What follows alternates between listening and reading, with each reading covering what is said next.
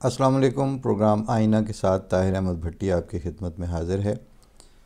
دوسرا مضمون اسی تسلسل میں جو میں نے پچھلے مضمون میں گزارش کی تھی، کیونکہ وہ موجودہ صورتحال کے اوپر ایک تحقیقی اور تاریخ کا ریکارڈ درست کرنے والا تجزیہ بھی ہے، اور وہ پریزنٹیشن بھی ہے، ایک طرح سے بالکل معین الفاظ میں پڑھی لکھی بات ہے۔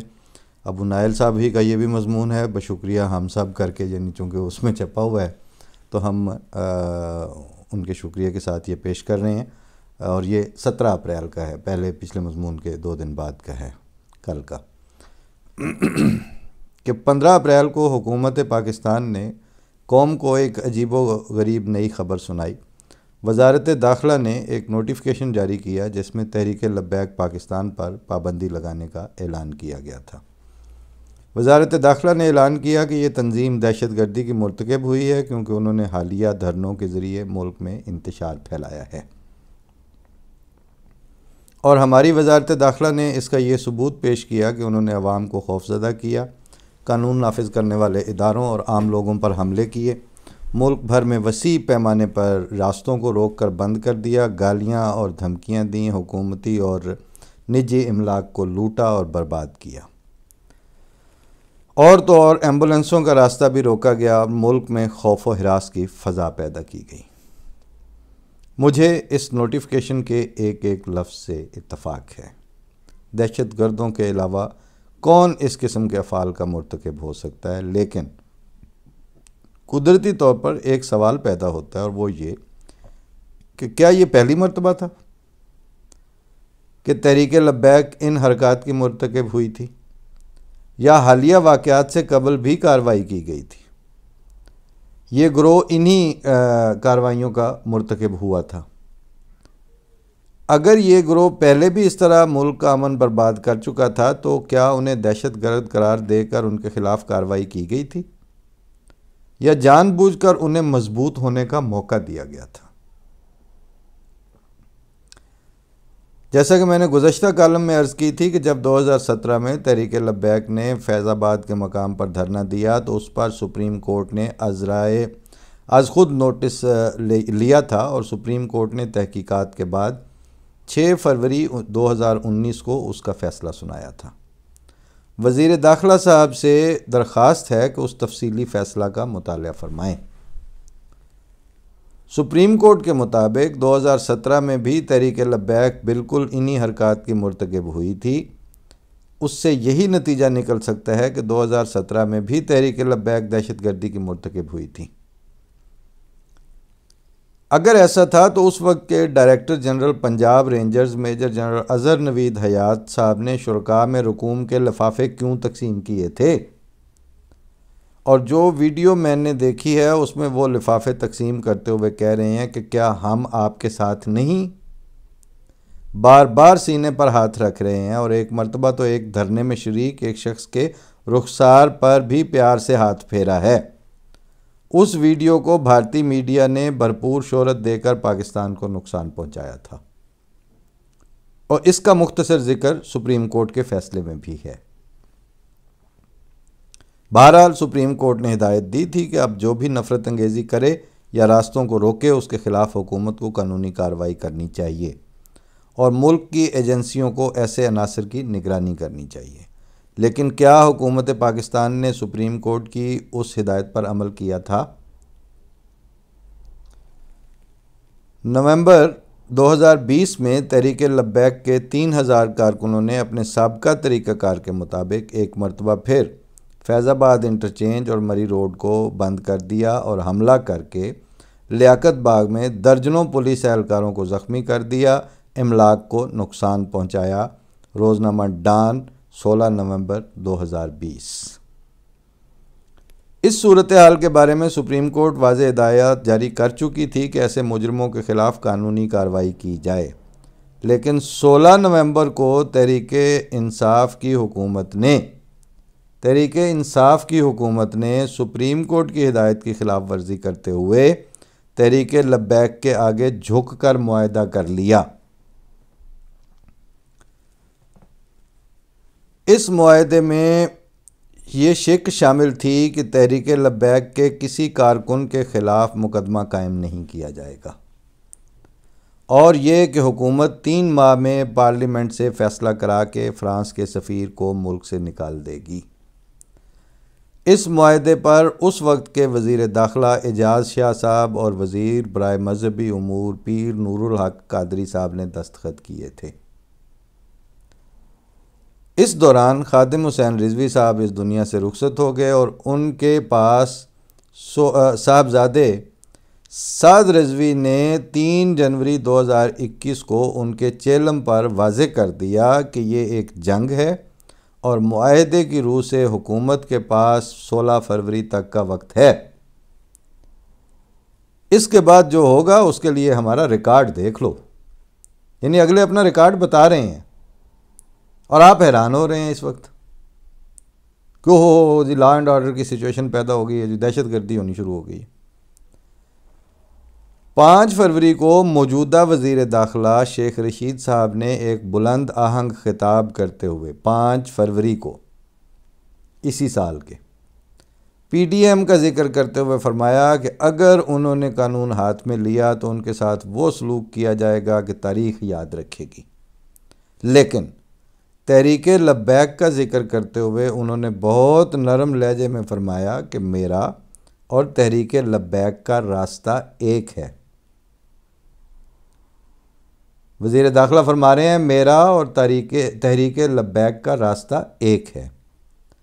اگر ان کی وزارت کا نوٹیفیکیشن درست ہے جو اب جاری ہوا ہے کہ تحریک لبیک ملک میں دہشت گردی مچا رہی ہے، تو ان کا اور وزیر داخلہ کا راستہ ایک کیوں تھا؟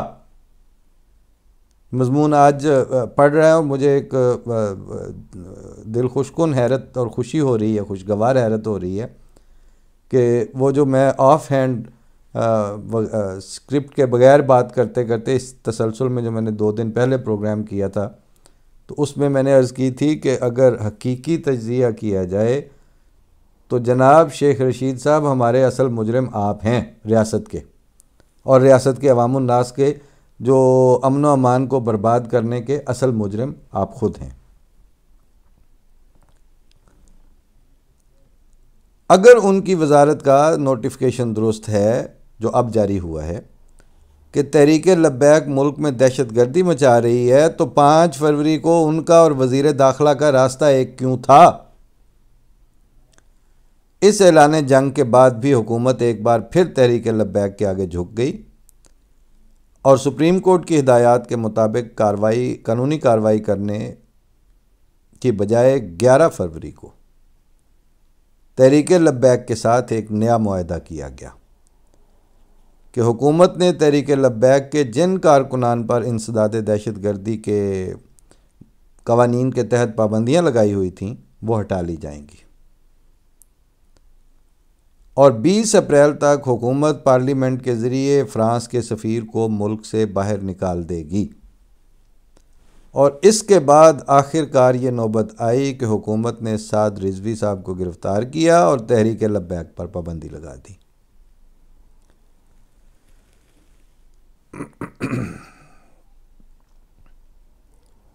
حکومت کا اپنا قدم ان کے سابقہ اقدامات کو غلط ثابت کر رہا ہے۔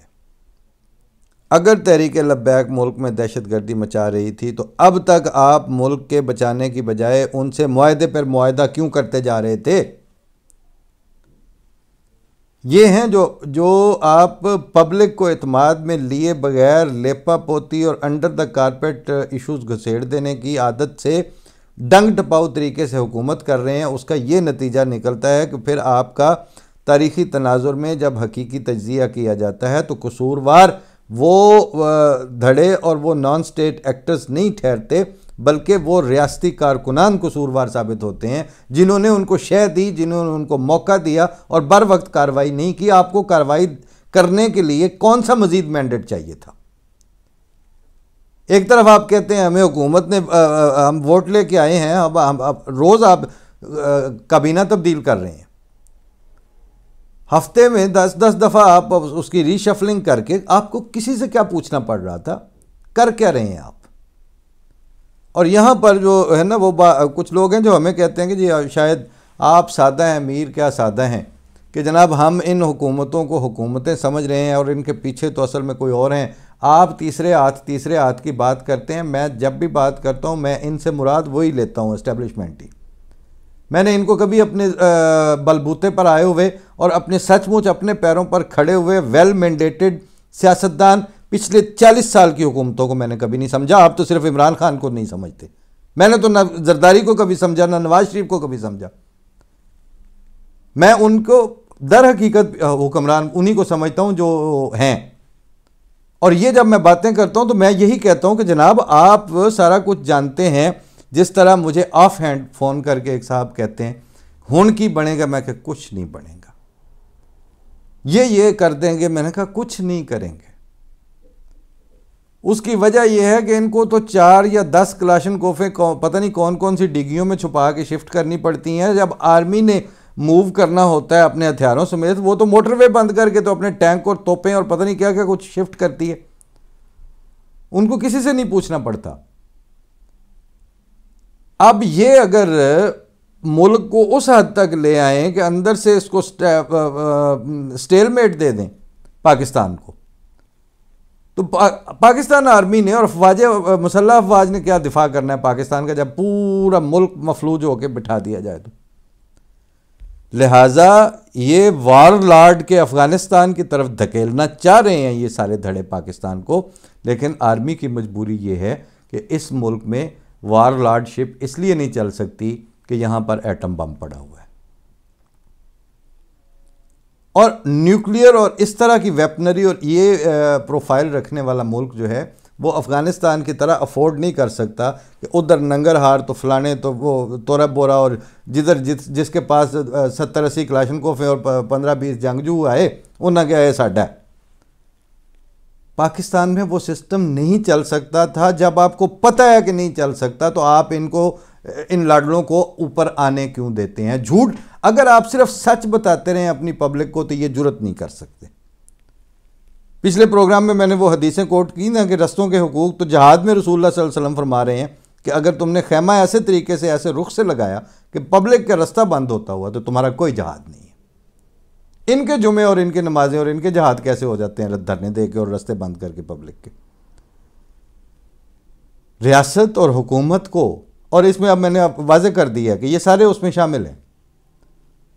وہ اس میں اگر موضوع زیادہ بہت سنجیدہ نہ ہوتا تو وہ میں ایک لطیفہ سنا دیتا، لیکن ابھی اس وقت اس کا ماحول نہیں بن رہا، پھر سے ہی کسی وقت۔ بلکہ میرا خیال ہے کہ وہ عبید اللہ علیم صاحب کے گھر بیٹھے ہوئے تھے تو ان کا سب سے چھوٹا بچہ جو تھوڑا سا توتلا بولتا تھا اور اس کو پرابلم بھی تھی، تو اس کی کوئی گیند نہیں مل رہی تھی، تو وہ غصے میں جیسے کراچی والی بولتے ہیں بڑے سخت، سارے لپاڑیاں اس گھر میں کوئی ایسا نہیں۔ علیم صاحب کے پاس میں بیٹھا ہوا تھا تو انہوں نے سمجھا کہ اب یہ غصے میں آیا ہوا ہے 4-5 سال کا بچہ، تو اس کے غیظ سے بچنے کا طریقہ یہی ہے کہ وہ جو وہ کہتا جا رہا تھا وہ علیم صاحب کہتے ہیں ہاں بیٹا آپ ٹھیک بالکل۔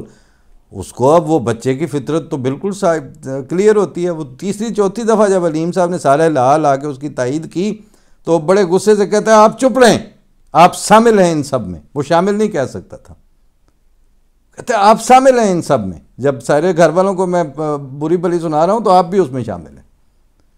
بات یہ ہے کہ انسانی فطرت بتا رہی ہوتی ہے تو آپ شامل ہیں ان سب میں۔ یہ جو لاڈلا آپ کا ہے اس کو ہماری گردنوں پر پبلک کے رستے رکوانے پر آپ شامل ہیں۔ آپ کو اب سچ بتانا ہوگا کہ یہ جھوٹے ہیں، یہ بددیانت ہیں، یہ منافق ہیں، ان کا کوئی رسول اللہ صلی اللہ علیہ وسلم سے تعلق نہیں، یہ خدا تعالیٰ کے کسی حکم پر عمل نہیں کر رہے، ان میں انسانیت کی قدروں کا کوئی پاس نہیں ہے، اور ہم نے یہ غلطی کی تھی۔ اب آپ پبلک تب آپ کے ساتھ کھڑی ہوگی۔ مضمون کی طرف میں واپس جاتا ہوں کہ حکومت نے سعد رضوی کو گرفتار کیا اور تحریک لبیک پر پابندی لگا دی۔ حکومت کا اپنا قدم ان کے سابقہ اقدامات کو غلط ثابت کر رہا ہے۔ اگر تحریک لبیک ملک میں دہشت گردی مچا رہی تھی تو آپ اب تک ملک کو بچانے کی بجائے ان سے معاہدے پہ معاہدہ کیوں کرتے چلے جا رہے تھے، اور خود وزیر اعظم تحریک لبیک کے طریقہ کار سے ناواقف نہیں ہیں، کیونکہ تحریک لبیک کے قیام کے کچھ ہی عرصے بعد ان کے مفتی محمد افضل قادری صاحب نے یہ فتویٰ دیا تھا کہ عمران خان صاحب توہین رسالت کے مرتکب ہوئے ہیں، اور اگر انہوں نے معافی نہ مانگی تو علماء انہیں گستاخ رسول اور کافر قرار دے دیں گے۔ ڈیلی پاکستان 2 جنوری 2017۔ اور اس کے بعد عمران خان صاحب نے معافی بھی مانگی تھی۔ یہ پہلی مرتبہ نہیں ہوا کہ پاکستان کی حکومت نے انتہا پسند تنظیم سے معاہدے کر کے انہیں خوش کرنے کی کوشش کی ہو، اور نتیجہ صرف یہ نکلا ہو کہ وہ انتہا پسند تنظیم پہلے سے بھی مضبوط ہو گئی ہو اور آخرکار ان کے خلاف سخت اقدامات اٹھانے پڑے ہوں۔ ایسی غلطیوں کا سلسلہ دہائیوں سے چل رہا ہے۔ 2004 میں طالبان کے ساتھ شکئی معاہدہ کیا گیا، یہ ترتیب نوٹ کر لیں اب آپ۔ یہ معاہدہ نیک محمد کے ساتھ کیا گیا تھا۔ 2005 میں بیت اللہ محسود کے ساتھ سراروغہ میں معاہدہ کیا گیا۔ 2006 میں شمالی وزیرستان میں حاجی گل بہادر سے میرن شاہ معاہدہ کیا گیا۔ 2008 میں خیبر ایجنسی میں لشکر اسلام اور انصار الاسلام تنظیموں کے ساتھ معاہدہ کیا گیا، اور 2009 میں سوات امن معاہدہ کیا گیا۔ ان سارے ادوار میں کون کون تھے یہ بھی دیکھ لیں۔ تاریخ گواہ ہے کہ کسی ایک معاہدے کا مثبت نتیجہ نہیں نکلا، اور یہ یاد رکھنا ضروری ہے کہ اس وقت شیخ رشید صاحب اور عمران خان صاحب دہشت گردوں سے مذاکرات کے زبردست حامی تھے اس وقت۔ آخرکار 2014 میں ضرب عضب آپریشن کر کے دہشت گردی پر قابو پانا پڑا۔ اب تحریک لبیک کے ساتھ معاہدے کر کے پرانی تاریخ دہرائی گئی ہے۔ ان ناکام تجربوں نے پاکستان کو جو نقصان پہنچایا ہے وہ سب کے سامنے ہے۔ حکومت کا اصل کام اس ملک اور ملک کے عوام کی حفاظت ہے۔ میرے پچھلے 4 پروگراموں کا نچوڑ اور جسٹ اور پنچ لائن اور باٹم لائن یہ ایک فکرہ ہے کہ حکومت کا اصل کام اس ملک اور ملک کے عوام کی حفاظت ہے۔ حکومت کو دہشت گردوں کے ساتھ معاہدے کرنے کی بجائے ملک کے عوام کے ساتھ کیے گئے عمرانی معاہدے کی پاسداری کرنی چاہیے۔ یہ ہے جناب صورتحال۔ اب بات تو خیر کافی تفصیلی اور لمبی ہو گئی ہے، لیکن ہمارے ایک دوست ابو نائل صاحب کے مضمون کے ساتھ جس طرح میں نے عرض کیا تھا کہ میں نے ایک اس کا بیلنس قائم رکھنے کے لیے کہ ہر 2 طبقوں سے ایک ہی طرح کی بات آ رہی ہے۔ ایک دوست ہیں ہمارے جمشید صاحب، تو ان کی فیس بک وال سے بھی میں نے کچھ میٹیریل انہوں نے جو لکھا ہے رائٹ اپ آج ہی کا وہ پیش کر رہا ہوں ساتھ، اور اس کے بعد پھر اجازت ہے کہ کل کے عاشقوں کو آج پولیس کے حق میں نعرے لگاتا دیکھ کر ایک بار پھر واضح ہو گیا کہ تاریخ میں ریاست اور مذہب کا تعلق منافقانہ رہا ہے اور ہمیشہ منافقانہ رہے گا، کیونکہ ریاست مذہب پر عمل نہ کرنے والوں کو بھی گرفتار کر لیتی ہے اور عمل کرنے والوں کو بھی۔ اس وقت رمضان چل رہا ہے اور آپ کھلے عام کھا پی نہیں سکتے، کیونکہ ریاست آپ کو مذہب پر عمل کرانا چاہتی ہے، اور اگر آپ عمل نہیں کریں گے تو آپ کو گرفتار کیا جا سکتا ہے۔ یہ بات ہم 2005 کے زلزلے میں ایک دہریہ ڈاکٹر تھے ہمارے ساتھ، ان کے ساتھ گفتگو میں نے یہ کہا تھا۔ انہوں نے کہا جی وہ ہمیں کھانے پینے نہیں دیتے۔ میں نے کہا اسلام میں تو احترام رمضان کا کوئی کانسیپٹ نہیں ہے، میں نے کہیں نہیں پڑھا، اور ملائیت کے سامنے جب آپ گھٹنے ٹیکنے لگتے ہیں تو اس وقت آپ بھی ان سے پوچھ سکتے ہیں کہ بھائی دسو تے صحیح احترام رمضان دا کانسیپٹ لیا کتھوں جے؟ مگر بہرحال وہ انہوں نے آپ کے سر پر، جب وہ خود مسلط ہیں تو انہوں نے سارے تصورات بھی آپ پہ نافذ کرنے ہیں۔ اسی پہ کے اوپر آپ یہ کہہ رہے ہیں نا بات کہ آپ کھلے عام کھا پی نہیں سکتے کیونکہ ریاست آپ کو مذہب پر عمل کرانا چاہتی ہے، اور اگر آپ عمل نہیں کریں گے تو آپ کو گرفتار کیا جا سکتا ہے۔ کل عشاق عین وہی کچھ کر رہے تھے جو کچھ انہیں پڑھایا، سمجھایا، بار بار سنایا اور بتایا گیا ہے، لیکن انہیں بھی گرفتار کر لیا گیا۔ اب یہ الگ بحث ہے کہ وہ سب مذہب پر عمل کر رہے تھے یا نہیں کر رہے تھے۔ مذہب یہ کہتا ہے، وہ نہیں کہتا، لیکن اس پر کوئی دوسری رائے نہیں ہو سکتی۔ آپ نے لوگوں کو یہی تعلیم دی ہے جو کچھ چند روز قبل لوگ کر رہے تھے، آپ نے لوگوں کو یہی کچھ بتایا ہوا تھا۔ ریاست کے برعکس لوگ سیدھے سادھے ہوتے ہیں، انہیں جو بتایا جاتا ہے وہ اسے سچ مان لیتے ہیں، اور خاص طور پر نچلے طبقات کے پاس تحقیق اور تنقیدی فکر کا وقت نہیں ہوتا۔ انہیں بس ایک کہانی درکار ہوتی ہے جس کی روشنی یا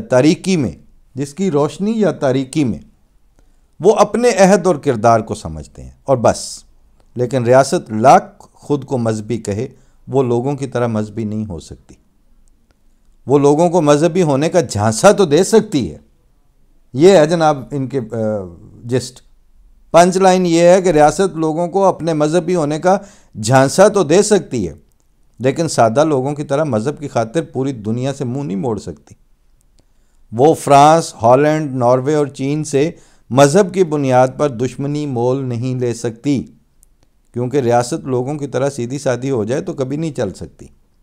آسان الفاظ میں، ریاست کبھی مذہبی یا مذہبی جذبات کی پیروی نہیں کر سکتی، اور یوں وہ سیکولر ہونے سے لاکھ انکار کرے، لاکھ مذہبی ہونے کا ڈھونگ رچائے، اسے سیکولر ہونا ہی پڑتا ہے، کیونکہ ریاست قبیلہ نہیں ہے، اور نہ ہی آج کی دنیا ایسے قبائل میں تقسیم ہے۔ لہٰذا ریاست کے لیے بہتر ہوتا ہے کہ وہ لوگوں کو کنٹرول یا انہیں استعمال کرنے کے لیے جتنی جلدی ہو سکے مذہبی ہونے کا ڈھونگ رچانا بند کرے، ورنہ لوگ اسے اس بات کی سزا دیتے رہیں گے کہ جو تم نے ہمارے لیے پسند کیا وہ اپنے لیے کیوں نہیں کیا۔ لوگ ریاست کو بلیک میل کرتے رہیں گے، اور اس میں قصور لوگوں کا نہیں ہوگا، کیونکہ ریاست لوگوں کو تعمیری اور ترقی پسندانہ عقائد بھی دے سکتی تھی، لیکن اس نے ایسے عقائد دینے کی غلطی نہیں کی جس پر وہ عمل نہیں کر سکتی، جن پر صرف اس دور میں عمل ہو سکتا تھا جب دنیا قبائل سے آباد تھی۔ اب دنیا کی شکل چینج ہوئی ہے، حالات ڈیفرنٹ ہیں۔ اب جو بات کرنی ہے تو پہلے سوچ لیا کریں کہ کیا آپ کے لیے ممکن ہے کہ جو آپ تعلیمیں پڑھا رہے ہیں آپ ذاتی طور پر بھی اس طرح کے ہوں۔ اور میں نے تو کچھ مہینے پہلے ایک پروگرام میں عرض کر ہی دیا تھا کہ آپ بہت سی چیزیں جو ہیں وہ پبلک میں ممنوع ہیں، آپ کے میس میں حلال ہیں۔ تو جب وہ حرام حلال اور یہ سارے کھاتے جو ہیں یہ دو نمبریاں چل نہیں سکتی۔ بہتر یہ ہوتا ہے کہ لوگوں کے ساتھ سیدھی سیدھی بات کریں، اور وہ آسان ترین حل یہ ہے کہ آپ جتنے سرکار کے کارپرداز ہیں، آپ کا بنیادی کام لوگوں کے جان، مال، عزت اور اموال کی تحفظ ہے۔ آپ وہ پورا کریں، اور وہ جو باقی تحفظ آپ کو سکھائے جاتے ہیں یا آپ کے سکھانے پر پبلک کے سر منڈے جاتے ہیں، وہ کام آپ کا نہیں ہے۔ فی امان اللہ۔ السلام علیکم ورحمۃ اللہ۔